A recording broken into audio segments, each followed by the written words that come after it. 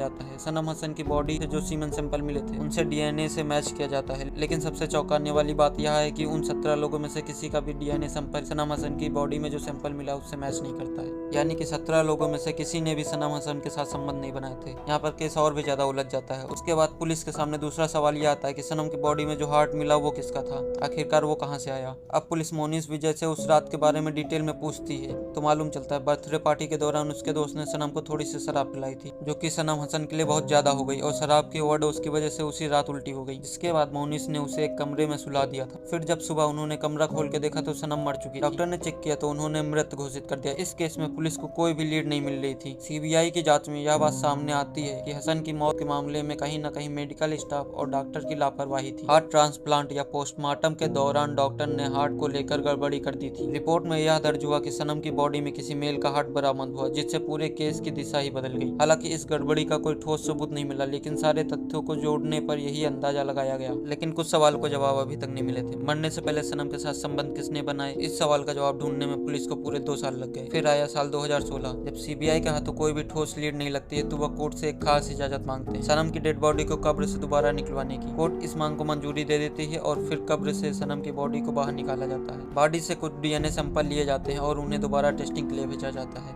लेकिन नतीजे वही फिर भी निराशाजनक रहते हैं। सीबीआई के हाथ कुछ भी नहीं लगता है। ऐसा कोई सबूत नहीं मिलता जिससे किसी को मुख्य आरोपी ठहराया जाए। सनम के माता पिता का साफ कहना था कि उसकी बेटी बहुत ही फिट थी, वह एक फुटबॉल प्लेयर भी थी, कभी शराब को हाथ भी नहीं लगाती थी। उनका मानना था कि बर्थडे पार्टी में किसी ने उसे जबरदस्ती शराब पिलाई, फिर उसके साथ दुष्कर्म किया और फिर उसकी हत्या कर दी। सीबीआई हर एक एंगल से जांच करती है, दुश्मनी, प्यार, जलन, हर पहलू को खंगाला जाता है। जिन 17 लोगों को शक के घेरे में लाया गया था उनकी पूरी बैकग्राउंड जांच की जाती है। पड़ोसियों से लेकर कॉलेज के स्टूडेंट और स्टाफ तक सभी से पूछताछ की जाती है, लेकिन इतनी बड़ी तहकीकात के बाद भी सीबीआई के हाथ कुछ नहीं लगता है। यह मामला भारत के अपराध इतिहास के उन चंद मामलों में शामिल हो गया जो सुलझे ही नहीं, जो सुलझाने के बावजूद भी अनसुलझे रह जाते हैं। जांच की इतनी लंबी प्रक्रिया के बावजूद भी इस केस में कोई भी ऐसा सबूत नहीं मिला किसी एक इंसान को दोषी ठहराया जाए।